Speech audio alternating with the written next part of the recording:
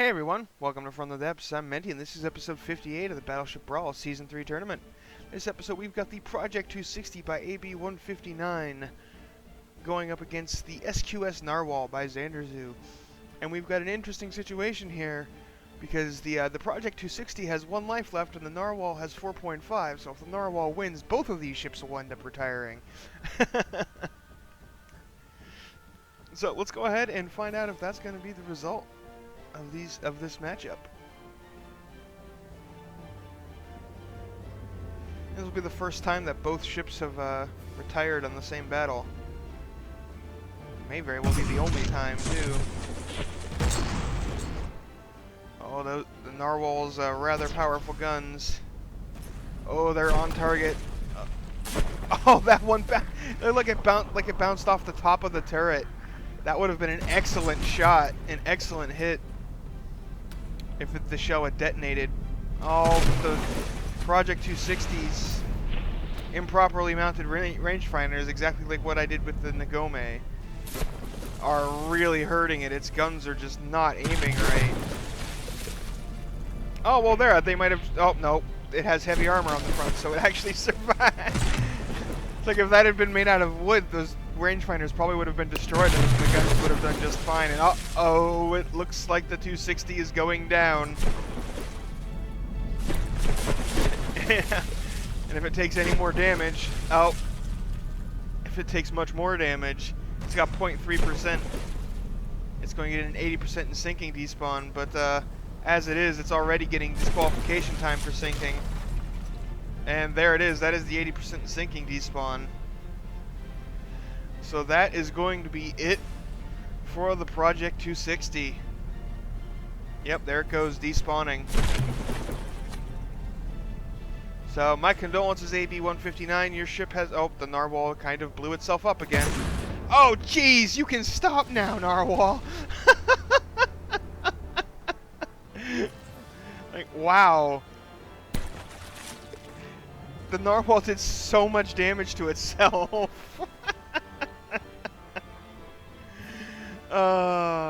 Okay, anyway. So yeah, the Project 260 is going to be retired, and the SQS Narwhal will become our next champion. So congratulations, Xanderzoo, you made it. I'm going to go ahead and do a cut here, and we'll look at the Project 260 first, and then the Narwhal after that. Okay, so here we are. This is the Project 260. Oh, excuse me, hiccups. I've been getting them quite often lately. But it looks sort of. I get more of like a cruiser feel or a destroyer feel from it than a battleship. But you know, that's fine. Battleship Brawl is just a name. It doesn't need to actually look like a battleship. I mean, we've got a whale out there. It's got this really heavy keel underneath here, keeping it down. But yeah, this is its opportunity to go into the Hall of Beauty. So there will be comments for it, whether to induct it into the Hall of Beauty or not. You go ahead and upvote the one you agree with. And we're going to go ahead and take a look at the hiccups. The SQS Narwhal by Xanderzoo. Load this guy in. Or girl, however you want to think of a ship. I know ships are usually female. Whatever. Now this thing has the size of a... Well, I mean, it still kind of feels kind of cruiserish to me. It's a bit bigger, but it still feels cruiserish. It kind of reminds me of the St. Louis class, in a way. If it had more superstructure elements and these guns were embedded fixed guns in the side rather than turrets, it sort of gives me a St. Louis feel to it. But anyway, staring down those big barrels. Alright, let's go ahead and get a controller installed here. So we can get this thing moving. For what it does for moving, it is not the fastest ship. Not even close to a fast ship.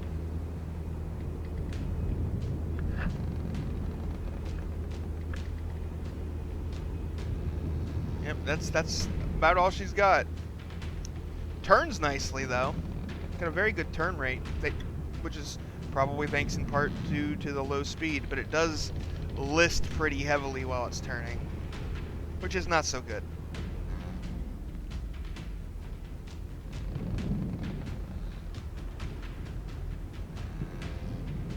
Alright, ahead and level out. So that's it for maneuverability. Let's go ahead and take a look at the armor scheme, because I think that is... Actually, you know what? Let's do the guns first, because I think the armor scheme is the most important, most interesting part, and I want to spend a little time on that. So we've got the 1792mm main guns, which are a moderate amount of kinetic and heavy explosive damage guns. You got these 1273 minimum gauge, but low rate of fire guns. Like they almost take as long to load as the main guns. But let's go ahead and take a look. See if I can get a look at the Tetris in here.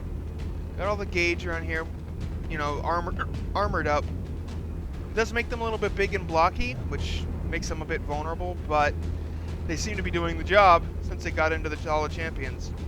You get down here and yeah, it looks like, yeah, every row here has 4 of the inner ones anyway, has 4 connections per ammo box, which is very good. That's very efficient. It's not the most efficient setup, but it is very efficient. And then you got the hardeners here. Wonder why you didn't put auto loaders here. So then would have added another connection to these hardeners, and you've gotten a little bit more kinetic out of them. Wait, well, it may not matter depending on how much, like, what the fuses are set to and whatnot. But see, if you'd done it here, you would have gotten a lot more rate of fire.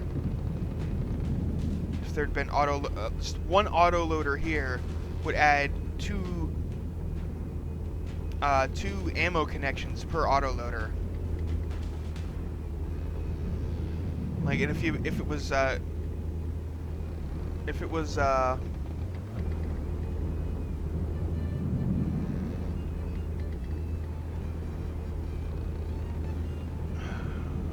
it's over material cost. I did not notice that. Well, I can't go back and undo all the battles that were fought, so I'm just gonna have to let that 39 material slide. But note, in the future, even 1 material over the limit will get your entry rejected. But I apparently missed it for this one. But really, just remove a repair bot, done. It wouldn't have made a huge difference in the tournament, so I'm gonna let it slide. But as I was saying, if you had put auto loaders here, you would have gotten a lot more. Like, let's just, where is it? I want to see. So you go like this, and the reload time is 14.79. You do this, suddenly it's down to 14.1 or 14.01.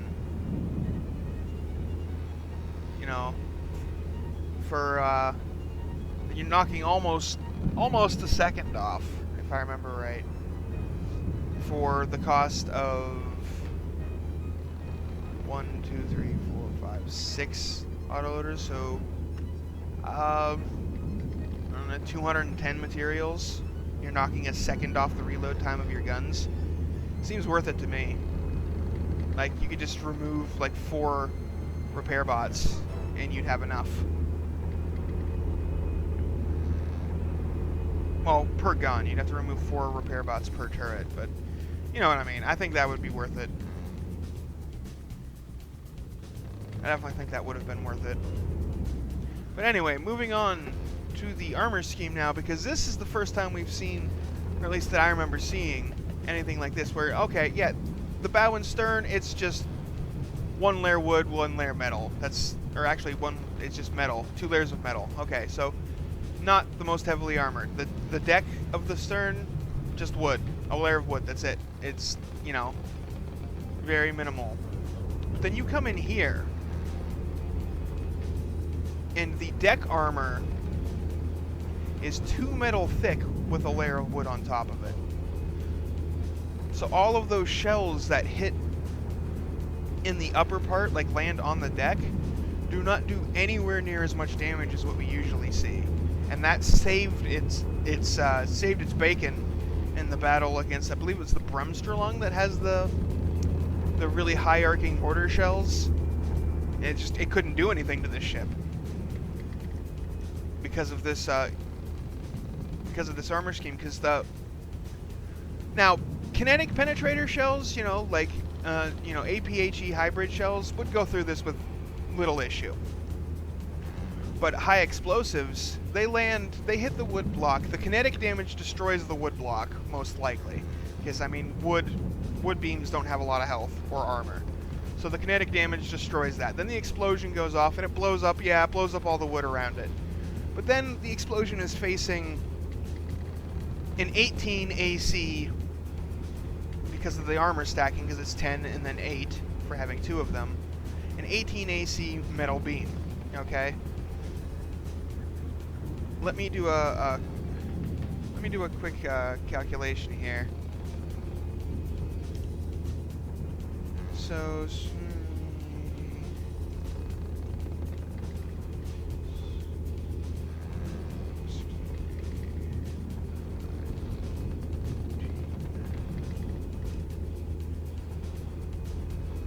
that means that that middle block. Did I do that? I think I did that. I may have done that wrong. Hold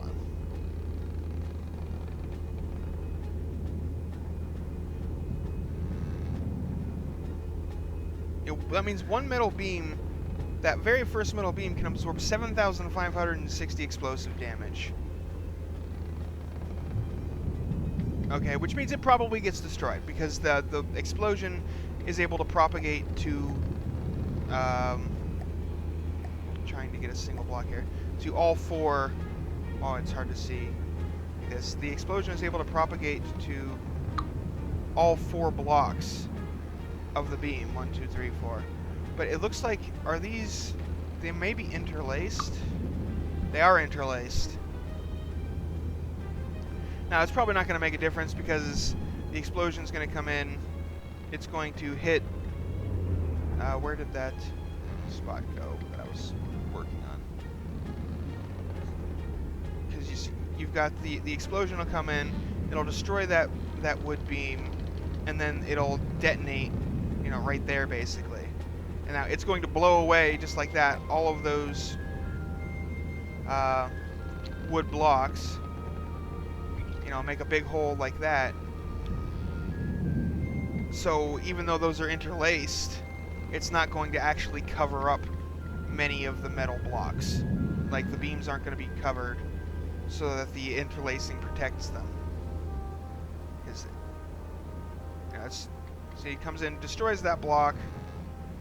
Oh, that's not going to work right there. So it comes in, the kinetic damage destroys that block, and then explosion.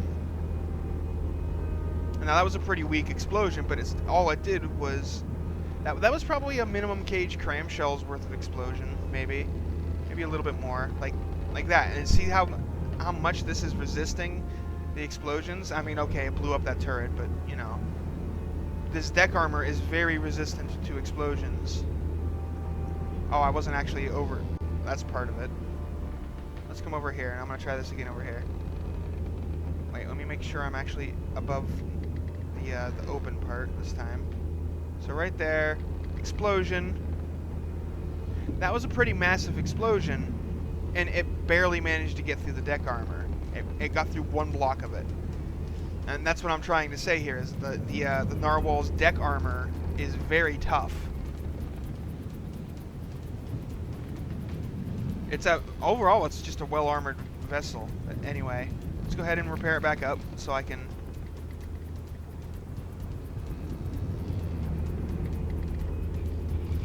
I love the repair tool thing. It just fixes everything quickly. Anyway, now that we've gone over that, let's take a look at the side armor here, which has, in most places, it's 1, 2, 3, 4, 5, 6, 7, 8 beams thick. Okay, and it's got mostly metal with a layer of stone on the inside. I'm not sure why the stone is in the middle like that.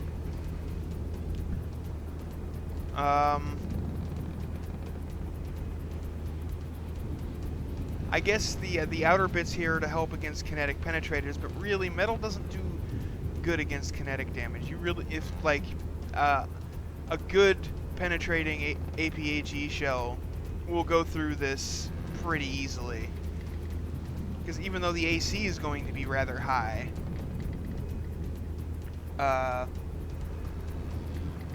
it doesn't have the most hit points.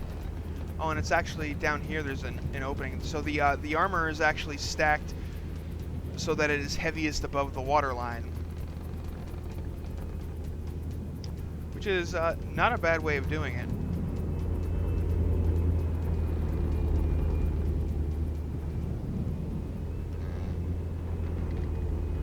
And then the ammo's just surrounded by one thing of metal, which against crams is almost kind of like, why even bother, honestly, because crams, like a cram explosion, will be able to rip through one layer of metal and detonate that ammo pretty easily. And if a shell actually hits it, forget about it, you're dead. And it's got very little engine power, I just noticed. 387 engine power. It's only using 300 of it, though, so, you know, whatever works. It's got 2 propellers, 3 rudders. Oh, it's got 4 propellers, 3 rudders. Yeah, 4 propellers is why it's rather slow, but it's also why it uses very little in the way of engine power. And that also means it has to spend less on fuel, and fuel is pretty expensive, so a lot of this thing's resources went into its armor, particularly like its upper side armor and its deck armor are very good. Like, they're not great, they're not going to stop a penetration shell all that well, but against pretty much, like, a lot of weapons in this tournament focus on the explosive damage side and don't really care about penetrating. So, like, they might want to penetrate a few blocks in just so that their explosion does maximum damage. But really, most people don't focus on trying to get their shell through the armor to hit squishy things like this turret. They just, you know, they just worry about hitting the ship repeatedly and stripping away the blocks to do the damage, which, you know, that's effective, it works. So this armor scheme works very well against that. And that, I bet you this upper armor being fortified but the lower part not is part of the reason why the Narwhal lists so heavily when it turns. Its center of mass is pretty high, probably. Where is the center of mass? Yeah, see, the center of mass is just below the deck. It's right here. 1, 2, it's 2 meters below the deck. That's fairly high, but I mean, it works, so, you know, can't knock it too hard. And the ship just ran out of fuel. Anyway, that'll be it. There will be comments for this ship as well as the Project 260 down in the, you know, down below the video. So go ahead and vote for both ships, whether you think they should be in the Hall of Beauty or not. Thanks for watching. I hope you guys enjoyed, and I'll see you on the battlefield.